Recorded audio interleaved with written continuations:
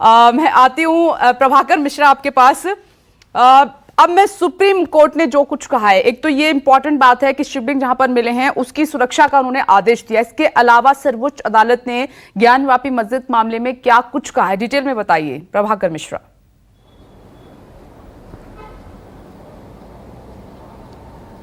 विपनेश, कल जब सुनवाई हुई तो कोर्ट के सामने मस्जिद पक्ष की तरफ से ये कहा गया कि जो ट्रायल कोर्ट का आदेश है उस पर रोक लगाई जाए, सर्वे पर रोक लगाई जाए, प्रोसीडिंग्स पे रोक लगाई जाए।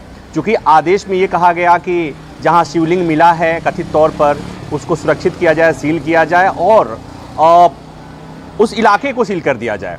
तो मस्जिद पक्ष का ये था कि उसके चलते वहाँ पर जो नमाज पढ़ने वाले हैं उन्हें दिक्कत हो रही है। सुप्रीम कोर्ट ने उस पर जो आदेश दिया, उस आदेश को लेकर कुछ लोग सामान्य जन में धारणा बन गई है कि जब रिपोर्ट सबमिट ही नहीं हुआ तो सुप्रीम कोर्ट कोई कैसे आदेश दे सकता है कि वहाँ पर शिवलिंग था। इसलिए मुझे लगता है कि दर्शकों के कुछ समझने के लिए मैं उस रिपोर्ट का वो हिस्सा 2 लाइन बताना चाहूँगा, जिसमें सुप्रीम कोर्ट ने ये लिखा है कि the district magistrate Varanasi shall ensure the area where the Shivlinga is stated to have been found as indicated in the order shall be duly protected।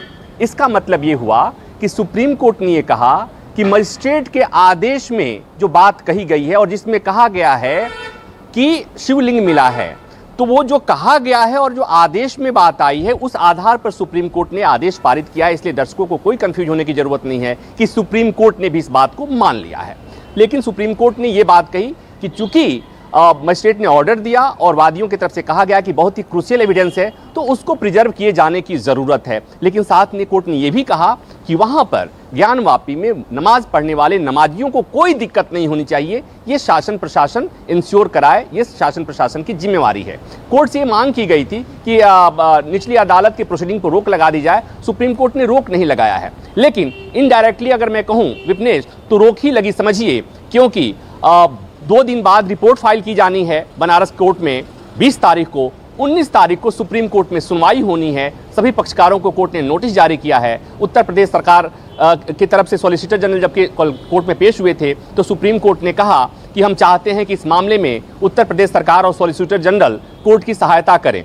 तो ये सब लोग अपना पक्ष रखेंगे, 19 तारीख को सुनवाई होगी। लेकिन विपनेश, इसमें एक बात और महत्वपूर्ण ये है कि मुस्लिम पक्ष की तरफ से ये कहा गया कि डायरेक्टली या इनडायरेक्टली वहां पर जो अर्जी लगाई गई है पूजा, नियमित पूजा के अधिकार का, उससे कहीं न कहीं वहां का जो मस्जिद का जो धार्मिक चरित्र है उसे बदलने की इनडायरेक्टली कोशिश की जा रही है।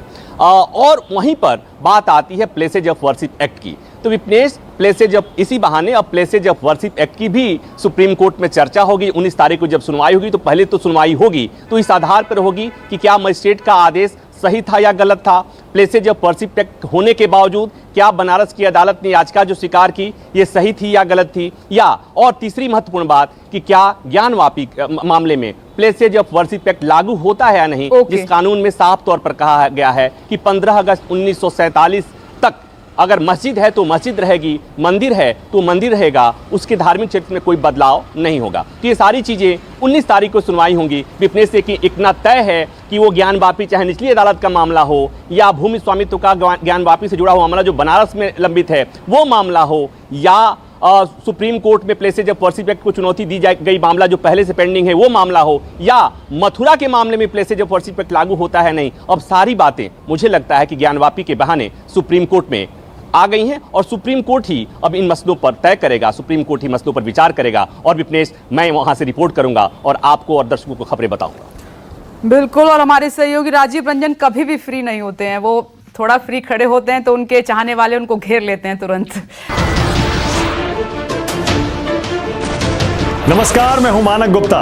अगर आपको हमारा ये वीडियो पसंद आया हो तो इसे लाइक और शेयर जरूर करें, और हाँ, हमें सब्सक्राइब और फॉलो करना ना भूलें ताकि आप देश और दुनिया की कोई खबर मिस ना करें। तो जुड़े रहिए हमारे साथ और देखते रहिए न्यूज़ 24।